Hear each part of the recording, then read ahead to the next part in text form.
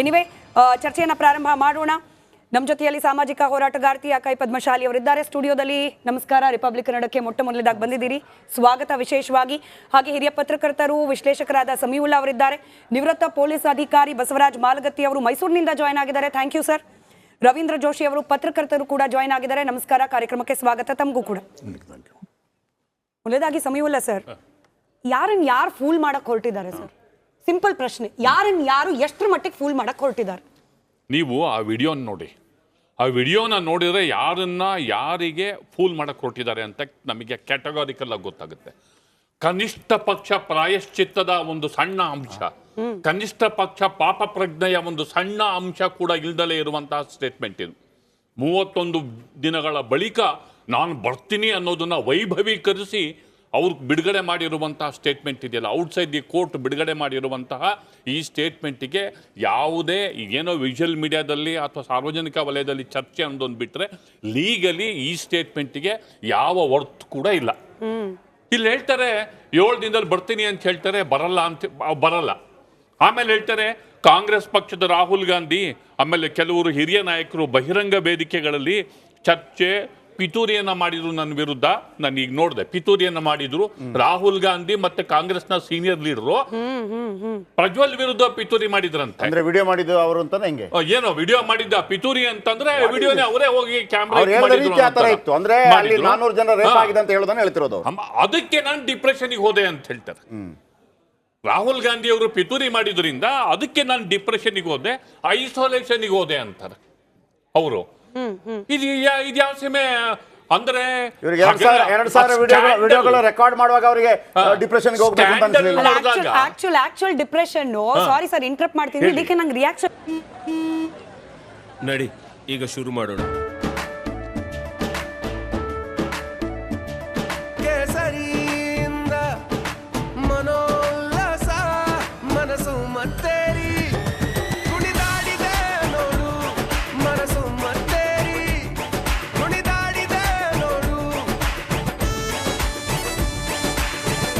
ಕ್ಷಣ ಕ್ಷಣವೂ ಆಚರಿಸಿ ಕೇಸರಿ ಹಬ್ಬ.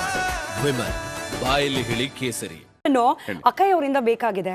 ಆಕ್ಚುಯಲ್ ಡಿಪ್ರೆಷನ್ಗೆ ಹೋಗ್ಬೇಕಾಗಿರೋರು ಯಾರು ಗೊತ್ತಾ ಮೇಡಮ್? ಆ ಹೆಣ್ಮಕ್ಳು. ಅದ್ರಲ್ಲಿ ನಿಜವಾಗ್ಲೂ ಪ್ರಜ್ವಲ್ ರೇವಣ್ಣ ಅವ್ರದ್ದೇನಾ ವಿಡಿಯೋ, ಬೇರೆ ಯಾರ್ದಾರೋ ನಮಗ್ ಗೊತ್ತಿಲ್ಲ ಟೆಕ್ನಿಕಲಿ ಸ್ಪೀಕಿಂಗ್. ಬಟ್ ಆ ಹೆಣ್ಣು ಮಕ್ಕಳ ಮಾನ ಮರ್ಯಾದೆ ಬೀದಿಯಲ್ಲಿ ಹರಾಜ್ ಹಾಕಿದ್ರಲ್ಲ, ಆಕ್ಚುಯಲ್ ಡಿಪ್ರೆಷನ್ ಅಂತ ಹೋಗಿರೋದು ಅವರು, ಅವ್ರ ಕುಟುಂಬಸ್ಥರು. ಇವ್ರು ಬರ್ತಾರೆ, ನಾನು ಡಿಪ್ರೆಷನ್ಗೆ ಹೋಗಿದ್ದೆ, ಐಸೋಲೇಷನ್. ಆ 2 ಪದದ ವ್ಯತ್ಯಾಸ ಅರ್ಥ ಗೊತ್ತೋ ಗೊತ್ತಿಲ್ವೋ ದೇವರಾಣೆ ಗೊತ್ತಿಲ್ಲ. ನಾನು ಐಸೋಲೇಷನ್ಗೆ ಹೋದೆ, ಡಿಪ್ರೆಷನ್ಗೆ ಹೋದೆ, ಹೋಗಿರೋರು ಅವರು ಹೆಣ್ಮಕ್ಳು.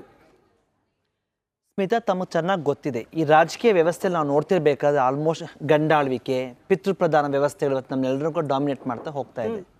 ವಿಡಿಯೋಗಳನ್ನ ನಾವು ನೋಡಿದ್ದೀವಿ, ಕುಮಾರಸ್ವಾಮಿ ಸ್ಟೇಟ್ಮೆಂಟ್ ನೋಡಿದ್ದೀವಿ. ಇದನ್ನು ಬಂದು ಇವ್ರಿಗೆ ಮಾತ್ರ ಅವಮಾನ ಆಗಿದ್ದ ವಿಚಾರ ಅಲ್ಲ, ಅಂತಾರಾಷ್ಟ್ರೀಯ ಮಟ್ಟದಲ್ಲಿ ಭಾರತ ತಲೆ ತಗ್ಗಿಸುವ ಘಟನೆ ಪ್ರಜ್ವಲ್ ರೇವಣ್ಣ ಅವರಿಂದ ಆಗಿದೆ, JDS ಪಕ್ಷದಿಂದ ಆಗಿದೆ, NDA ಇಂದ ಆಗಿದೆ, ಕೇಂದ್ರ ಸರ್ಕಾರದಿಂದ ಆಗಿದೆ. ಇದಕ್ಕೆ ಯಾರು ಜವಾಬ್ದಾರರು?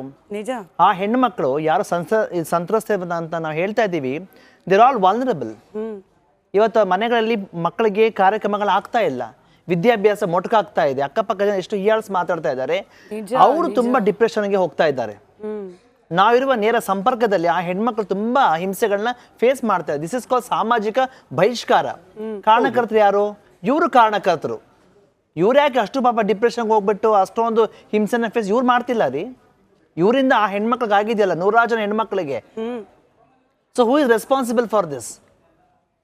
ಅದಕ್ಕೆ ನಾವು ಹೇಳ್ತಾ ಇದ್ದೀವಿ, ಮೇ 30ನೇ ತಾರೀಕು ನಾವು ಇವತ್ತು ಪತ್ರಿಕಾಗೋಷ್ಠಿಗಳನ್ನ ರಾಜ್ಯಾದ್ಯಂತ ಮಾಡ್ತಾ ಇದ್ದೇವೆ.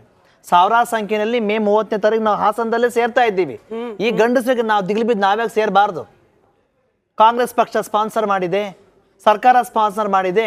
ನಾವು ಭಿಕ್ಷೆಯನ್ನು ಎತ್ತಿ ₹1, ₹2, ₹10 ಕೊಡಿ ಅಂತ ನಮ್ಮ ನಡಿಗೆ ಹಾಸನದ ಕಡೆಗೆ ಅಂತ ಮಾಡ್ತಾ ಇದ್ದೇವೆ. ಹಾಗಿದ್ದಾಗ ಅವೆಲ್ಲ ಮಾತುಗಳನ್ನ ವಾಪಸ್ ತೆಗೆದುಕೊಳ್ಬೇಕು, ಆ ಹೆಣ್ಮಕ್ಳಿಗೆ ಕ್ಷಮೆಯನ್ನ ಕೇಳಬೇಕು. ಹಾಗಿದ್ದಾಗ ಇಂಥ ಘನಘೋರ ಘಟನೆ ಇಡೀ ಇತಿಹಾಸದಲ್ಲಿ ಭಾರತ ಖಂಡಿತ ನಾವು ನೋಡಿರಲಿಲ್ಲ. ಆಜಾದಿ ಕಿ ಅಮೃತ ಮಹೋತ್ಸವ ಅಂತ ಹೇಳ್ತಿರ್ಬೇಕಾದ್ರೆ ಇದೇನ ನಮ್ಮ ಹೆಣ್ಮಕ್ಳು ಸಿಕ್ಕಿದ ಒಂದು ಮಹೋತ್ಸವ. I question back all the political structures. ನಿಜ. ಮಾಲ್ಗತ್ತಿ ಸರ್ ಇದ್ದಾರೆ ನಮ್ಮ ಜೊತೆಯಲ್ಲಿ. ಮಾಲ್ಗತ್ತಿ ಸರ್, ಕಾನೂನು ಸುವ್ಯವಸ್ಥೆ ಬಗ್ಗೆ ನಂಬಿಕೆ ಇದೆಯಂತೆ, ನ್ಯಾಯಾಲಯದ ಬಗ್ಗೆ ಗೌರವ ಇದೆಯಂತೆ, SIT ತನಿಖೆಗೆ ಒಳಗಾಗ್ತಾರಂತೆ. ಇದನ್ನ ಹೇಳಕ್ಕೆ ಪುಣ್ಯಾತ್ಮಂಗ್ 30 ದಿನ ಟೈಮ್ ಬೇಕಾಯ್ತು. 30 ದಿನ.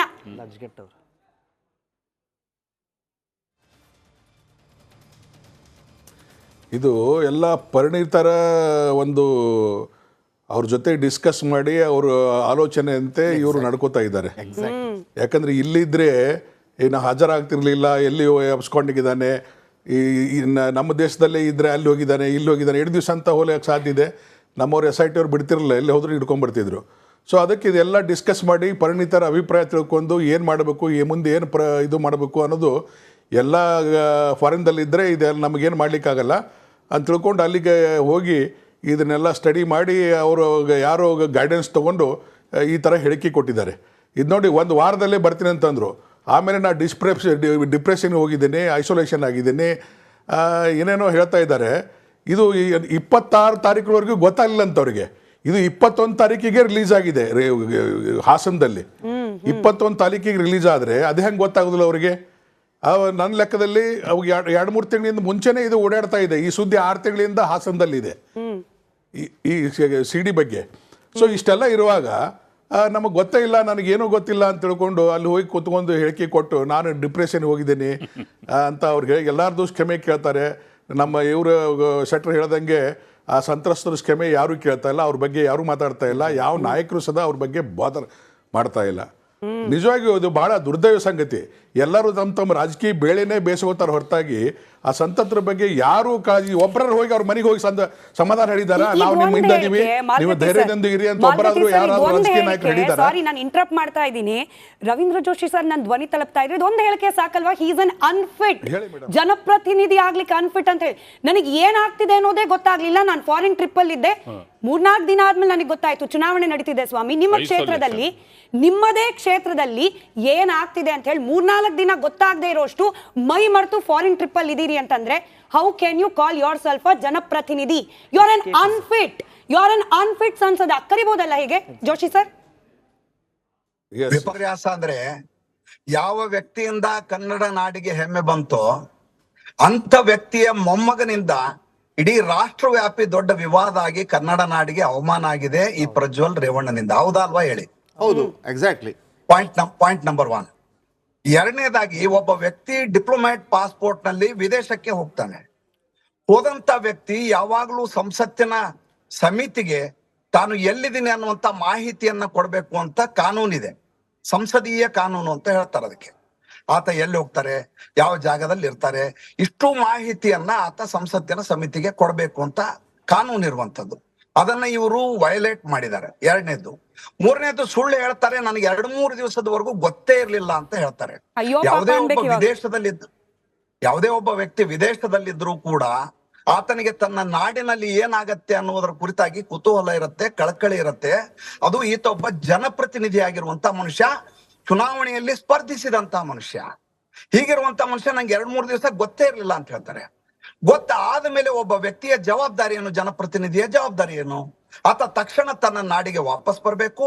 ಯಾವ ನಾಡಿಗೆ ತನ್ನಿಂದ ಅವಮಾನ ಆಗಿದೆಯೋ ಅದನ್ನ ಸರಿಪಡಿಸುವಂತ ಕೆಲಸವನ್ನ ಮಾಡ್ಬೇಕು. ಏಕೆಂದ್ರೆ ಈಗ ಇವರು ಚುನಾವಣಾ ಸಂದರ್ಭದಲ್ಲಿ ಭಾರತೀಯ ಜನತಾ ಪಕ್ಷದ ಜೊತೆ ಮೈತ್ರಿಯನ್ನ ಮಾಡ್ಕೊಂಡಿದೆ ಜಾತ್ಯತೀತ ಜನತಾದಳ. ಈಗ ಮೈತ್ರಿಯನ್ನ ಮಾಡ್ಕೊಂಡ ಸಂದರ್ಭದಲ್ಲಿ ಇವತ್ತು ನೇರವಾಗಿ ಕಳಂಕ ಹೊರಿಸ್ತಾ ಇರೋದು ಭಾರತೀಯ ಜನತಾ ಪಾರ್ಟಿಯ ಮೇಲೆ ಮತ್ತು ನರೇಂದ್ರ ಮೋದಿ ಅವರ ಮೇಲೆ. ಯಾವ ರೀತಿ ಆರೋಪ ಹೊರಿಸಲಾಗತ್ತಾ ಇದೆ, ಹೇಗೆ ಈತನನ್ನ ನೀವು ವಿದೇಶಕ್ಕೆ ಹೋಗ್ಲಿಕ್ಕೆ ಬಿಟ್ರಿ ಅಂತ ಅವ್ರ ಮೇಲೆ ಆರೋಪ ಮಾಡಲಾಯಿತು. ಮೇಹುಲ್ ಚೋಕ್ಸಿ, ವಿಜಯ್ ಮಲ್ಯ ಹೇಗೆ ಹೋದ್ರು ಆ ರೀತಿ ಹೋಗಿದ್ದಾರೆ ಅನ್ನೋ ರೀತಿಯಲ್ಲಿ ಬಿಂಬಿಸಲಾಯಿತು. ಯಾವ ನರೇಂದ್ರ ಮೋದಿ ಅವರಿಗೆ ಇದು ಕಿಂಚಿತ್ತೂ ಸಂಬಂಧ ಇಲ್ಲವೋ, ಯಾವ ಮೈತ್ರಿ ಪಕ್ಷದ ಒಬ್ಬ ಕೇವಲ ಅಭ್ಯರ್ಥಿ ಆಗಿರೋ ವ್ಯಕ್ತಿಯನ್ನ ಅನುಮೋದನೆ ಮಾಡಿದ್ರು ವೇದಿಕೆ ಮೇಲೆ, ಅದನ್ನೇ ದೊಡ್ಡದಾಗಿ ಬಿಂಬಿಸಲಾಯಿತು, ಚುನಾವಣೆಯ ವಿಷಯವನ್ನಾಗಿ ಮಾಡಲಾಯಿತು. ಬಿಂಬಿಸಬಾರ್ದು ಅನ್ನೋದು ಪ್ರಶ್ನೆ ಅಲ್ವಾ?